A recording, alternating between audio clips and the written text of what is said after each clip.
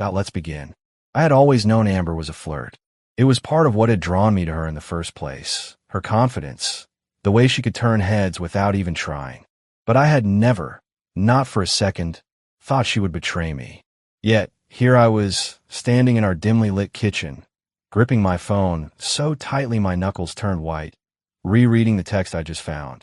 Room 433. Can't wait to see you tonight. Love, Tim. Tim. The name hit me like a punch to the gut. I knew exactly who he was. A so-called friend, a man I had welcomed into our home, laughed with, shared drinks with. And my wife, was sneaking around with him. Amber walked in just then, her golden hair still damp from a shower, wearing nothing but my t-shirt. The sight of her, once a source of comfort, now made my stomach twist. "You okay, babe?" she asked, her voice casual, as if she hadn't just ripped my heart out. I swallowed the lump in my throat and forced a smile. "Yeah, just thinking about how to destroy you." The confrontation happened faster than I had anticipated. Maybe I just couldn't hold it in. "Who's Tim?" I asked, watching her closely. Amber's face didn't even register shock. Instead, she sighed, as if I had just asked her something annoying. "Oh, Scotty, don't be dramatic," she said, rolling her eyes. "It's just sex. Just sex." She said it like it was nothing, like it wasn't the very foundation of our relationship, the intimate connection that separated marriage from mere friendship. "It won't change anything," she continued. "If anything, it'll make our marriage better. You can't satisfy me the way I need. I've been loyal for years, Scotty. Years. Don't I deserve a little reward?" Her words burned into me. A reward? For what? Staying faithful. For being a wife. I exhaled sharply, my fists clenching at my sides. "And if I said no?" I asked, my voice low. She shrugged. "Then I'd do it behind your back. I'd rather be honest about it." Honest. As if honesty justified betrayal. I felt something inside me shift. Something dark and unfamiliar. This wasn't just betrayal. This was war. I let Amber think she had won. I played along, pretending I was understanding and accepting her newfound desires. "Fine," I said finally. "Go ahead." Her eyes widened slightly. She hadn't expected me to agree so easily. "There's just one condition," I added smoothly. "I want a recording." Amber's expression darkened. "Are you insane? Why would you want that?" "To see if you really believe there's nothing wrong with it," I said. "If it's so harmless, let's show it to our kids. Your parents. Our friends." Her face went pale. "That's ridiculous." "What's ridiculous?" I said, stepping closer, "is thinking I'd let you walk all over me without consequences." She stormed off, but it didn't matter. I already had what I needed, because I knew exactly where she would be tonight. I arrived at the Holiday Inn Express an hour before she did. Tim had unknowingly given me all the details, and I had used Amber's phone to confirm their meeting place. Room 433. I set up everything meticulously. Cameras hidden in places they wouldn't think to check, a carefully placed recording device. And then I waited. When Amber knocked on the door, dressed in a skimpy black dress that she hadn't worn for me in years, my blood boiled. Tim opened the door, and she stepped inside, pressing her lips against his in a way that made my stomach churn. I filmed everything. Every touch. Every whispered promise. Every moan. And then, I made my entrance. The moment I pounded on the door, they panicked. I could hear their frantic whispers inside, hear the sound of scrambling footsteps. Tim, being the coward he was, crept toward the peephole. I saw his shadow hesitate. Then, suddenly a loud crash. The door burst open, but not because I had forced my way in, because Tim had collapsed. Amber screamed, "Scotty!" She rushed to his side, but Tim wasn't unconscious. He was dead still, pale as a ghost. I knelt beside her, keeping my expression unreadable. "What happened?" I don't know," she stammered. "He just fell." I tilted my head. Maybe he was too stressed from cheating with another man's wife. Amber looked up at me, her face filled with fear. I smiled. "Call 911. By the time the police arrived, Amber was a wreck. They questioned her. Tim's body was taken away, and I played the role of the devastated husband perfectly. I had no idea. I told the officer, voice shaking. I just wanted to surprise her with a romantic evening. I had no idea she was meeting someone else. Amber glared at me, but I ignored her. What do you think happened? I asked innocently. The officer sighed. Heart failure, maybe. We'll need an autopsy. Amber's breath hitched. No, he was fine. She knew. She knew something was wrong. But it was already too late. Amber sat in the back of the police car, her mind racing. Tim was dead. Just like that. One moment he was kissing her, whispering promises of more nights like this. And the next, he was lying on the floor, unmoving. What had happened? She looked at me through the window, her eyes filled with confusion and fear. She must have sensed something was off. I wasn't devastated. I wasn't heartbroken. I was calm. Too calm. Mrs. Stevens, the officer said, snapping her attention back. We'll need you to come in for questioning. What? She gasped. I didn't do anything. Standard procedure, he said coolly. I watched as they drove her away, a smirk tugging at my lips. This was just the beginning. Sitting in the interrogation room, Amber's hand shook. She had been questioned for hours. The detective, a seasoned man with graying hair and sharp eyes, leaned forward, clasping his hands together. You said your husband was fine when you left him in the hallway, he said. Yes, she whispered. He was just unconscious. The detective raised a brow. But the autopsy says otherwise. Amber's throat dried. Autopsy, she croaked. The detective slid a report toward her. Heart failure wasn't the cause of death. He had a high dose of atropine in his system. Amber blinked. What does that mean? It means, the detective said, tilting his head, that Tim was poisoned. Amber gasped. No, that's impossible. I didn't. The detective watched her carefully. Who had access to him before he died? Amber felt her world spin. Scotty, she whispered. Back at home, I poured myself a drink, sitting in my darkened living room. The glow of my laptop screen flickered, displaying the recorded footage from that night. I had everything I needed. The perfect setup. Amber had walked willingly into this. I had only nudged her downfall. The atropine? Tim had taken it himself.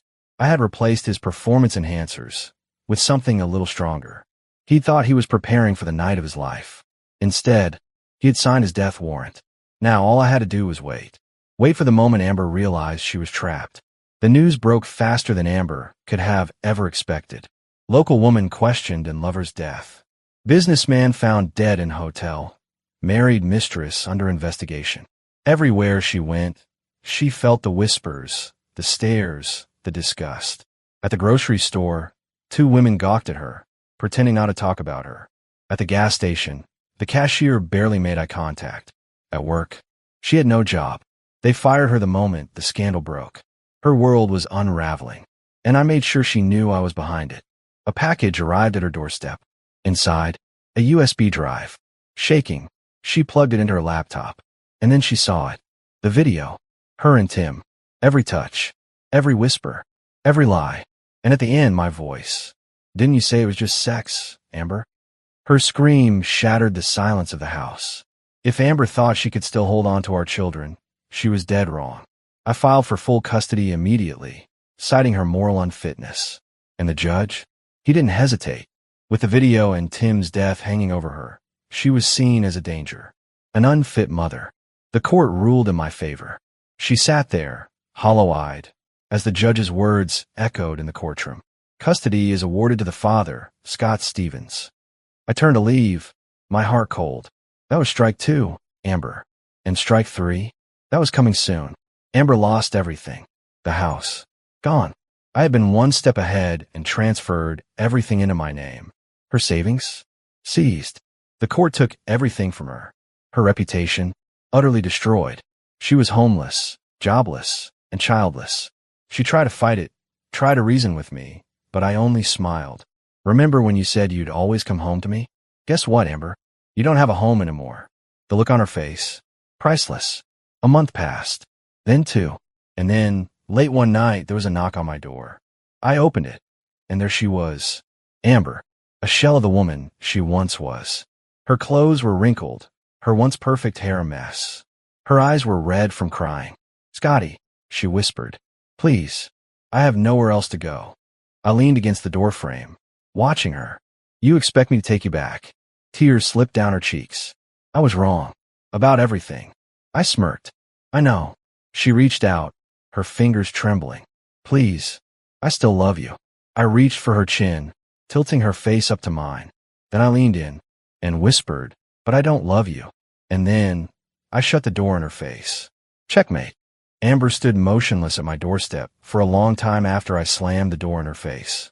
Through the peephole, I watched her shoulders shake as sobs racked her body. There was a time when the sight of her in pain would have torn me apart. Now, it felt like justice. After a while, she turned and walked away, disappearing into the night. I locked the door and leaned against it, exhaling slowly. It wasn't over. Not yet. Amber's downfall had been swift, but I wanted her destroyed. Not just stripped of material possessions. Not just abandoned. I wanted her to feel the weight of every betrayal, the unbearable loneliness of realizing she had thrown everything away for nothing. And I wanted to watch her beg. But that would come in time. For now, I let her go, because I knew she had nowhere to run. Amber tried to survive. She had no home, no money, no friends. She burned every bridge. She had spent years sneering at stay-at-home mothers, laughing at women who clung to their husbands. Now, she would have given anything to have someone take care of her. But the world had no mercy. She spent the first few nights in cheap motels, using what little cash she had left. Then the motels ran out. She knocked on doors. Old friends, old acquaintances. No one answered. The women pitied her. The men saw her as tainted goods. She had destroyed everything for an affair that had ended in death and scandal. And she had the nerve to think anyone would help her now. She spent a week sleeping in her car, but the bank repossessed it. And then, she had nothing, not even a pillow to lay her head on. Amber hadn't eaten in 3 days. She was starving. Her once pristine blonde hair was tangled and greasy. Her designer clothes, the last thing she had, were wrinkled and dirty. She was unrecognizable. That's what she did, the unthinkable. She came to my office. Not to beg. Not yet. But to ask for a job. I had been expecting her. I knew the moment she walked through the front doors of my company, every employee would whisper, snicker, stare at the woman who had lost everything. And I let them. I let them watch as Amber stood in front of my desk, trembling, looking at me like I was her last hope. "Scotty," she croaked, her voice hoarse from dehydration. "Please, I'll do anything." I leaned back, folded my hands together, watching her. "A job?" She nodded rapidly. "Yes, I can. I can work in administration. I know your systems." I was a good. I chuckled, cutting her off. "You were a good wife, too. And look how that turned out." Her face crumpled, and she collapsed to her knees. My employees gasped. Amber Stevens, once the queen of the high and mighty, was now kneeling at my feet, begging for mercy. I let the silence stretch. I let her sit there, humiliated, knowing that every single person watching had seen her fall from grace. Then I smirked. "I do have a job for you." Her eyes lit up. "Anything." I grabbed a folder from my desk and tossed it onto the floor in front of her. Her hand shook as she picked it up. The title? Custodial Duties, Janitorial Staff. She blinked. "You want me to clean the bathrooms?" I smiled. "That's what happens when you flush your life down the toilet, sweetheart." Amber took the job. She had no choice. She scrubbed floors, cleaned toilets, mopped up spills, and every time she looked up, she saw my employees staring at her, whispering, laughing. She saw the women pitying her. She saw the men ignoring her. Once, she had been the center of attention. Now, she was invisible, and that's when I knew. She was broken. Weeks passed. Amber stopped wearing makeup. She stopped trying to fix her hair. She stopped fighting. That's when I made my final move. I invited her to my office after hours. She walked in, hesitant. I gestured for her to sit. She obeyed. For the first time in months, I saw the spark of hope in her eyes. Maybe she thought I was going to offer her redemption. Maybe she thought I was going to take her back. I leaned forward, my voice soft. "I have a surprise for you, Amber." She swallowed. "What?" I pulled out a small velvet box and placed it in front of her. Her breath hitched. Is that a ring?" I said. "Go on. Open it." She fumbled, her hands trembling as she lifted the lid, and froze. Inside was a diamond engagement ring. Amber's lips parted. She looked up at me with hope, her eyes glassy. "Scotty," she whispered. "Are you?"